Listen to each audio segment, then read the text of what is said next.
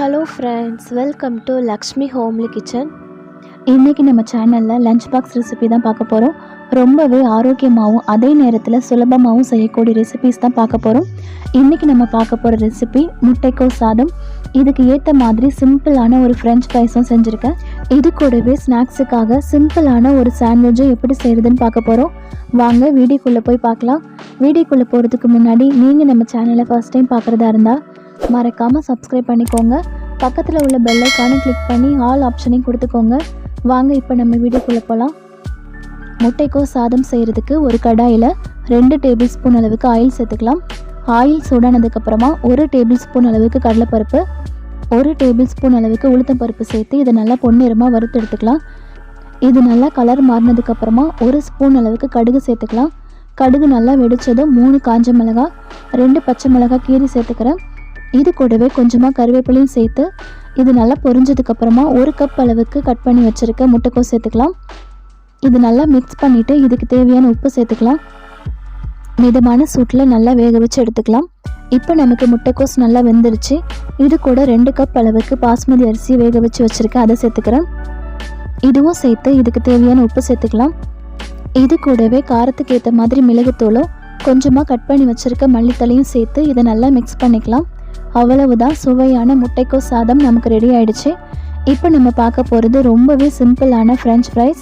வாங்க எப்படி செய்கிறதுன்னு பார்க்கலாம். கடாயில் பொரிக்கிறதுக்கு தேவையான அளவுக்கு ஆயில் சேர்த்துக்கலாம். ஆயில் நல்லா சூடானதுக்கப்புறமா உருளைக்கிழங்க இந்த மாதிரி ஷேப்பில் கட் பண்ணி எடுத்துக்கோங்க. கொஞ்சம் கூட தண்ணி இல்லாமல் நல்லா வடிகட்டிட்டு அதுக்கப்புறமா நம்ம ஆயிலில் சேர்த்துக்கணும். இதை 2 பக்கமும் நல்லா பொன்னிறமாகிற வரைக்கும் நம்ம பொரிச்சு எடுத்துக்கணும். மிதமான சூட்டில் வச்சு நல்லா பொரிச்சு எடுத்துக்கோங்க. இப்போ நமக்கு நல்ல கலர் மாறிடுச்சு. இந்த மாதிரி 2 பக்கமும் நல்லா பொன்னிறமானதும் நம்ம ஆயிலை தனியாக வடிகட்டிட்டு உருளைக்கிழங்கு மட்டும் எடுத்து வச்சிடலாம். இப்போ இது கூட காரத்துக்கு ஏற்ற மாதிரி மிளகாய்த்தூளும் தேவையான அளவுக்கு உப்பும் சேர்த்து நல்லா மிக்ஸ் பண்ணிடலாம். அவ்வளவுதான், ரொம்பவே சிம்பிளான ஃப்ரெஞ்ச் ஃப்ரைஸ் நம்ம ரெடி பண்ணிட்டோம். இப்போ நம்ம ஸ்நாக்ஸுக்காக சாண்ட்விச் எப்படி செய்கிறதுன்னு பார்க்கலாம். ஒரு பிரெட் ஸ்லைஸ் எடுத்துக்கலாம். இதுக்கு மேலே கொஞ்சமாக டொமேட்டோ கெச்சப் வச்சுருக்கேன், அதை சேர்த்துக்கிறேன். இதை ஃபுல்லாக சேர்த்ததுக்கப்புறமா கொஞ்சமாக சீஸ் துருவி சேர்த்துக்கலாம். சீஸ் சேர்த்துட்டு நம்ம இதுக்கு மேலே வெஜிடபிள்ஸ் சேர்த்துக்கணும். குழந்தைங்களுக்கு பிடிக்கிற வெஜிடபிள்ஸ் எதுனாலும் சேர்த்துக்கோங்க. நான் கொஞ்சமாக தக்காளி, கொடை மிளகாய், வெங்காயம் சேர்த்துக்கிறேன். இந்த காய்கறி சேர்த்ததுக்கப்புறமா இதுக்கு மேலே மறுபடியும் கொஞ்சம் சீஸ் துருவி சேர்த்துக்கிறேன். உங்களுக்கு வேணும்னா மறுபடியும் கொஞ்சம் சீஸ் சேர்த்துக்கோங்க. இதை சேர்த்ததுக்கப்புறம் இதுக்கு மேலே ஒரு பிரெட் ஸ்லைஸை வச்சிடலாம். இப்போ நம்ம இதை 2 பக்கமும் டோஸ்ட் பண்ணி எடுக்கணும்.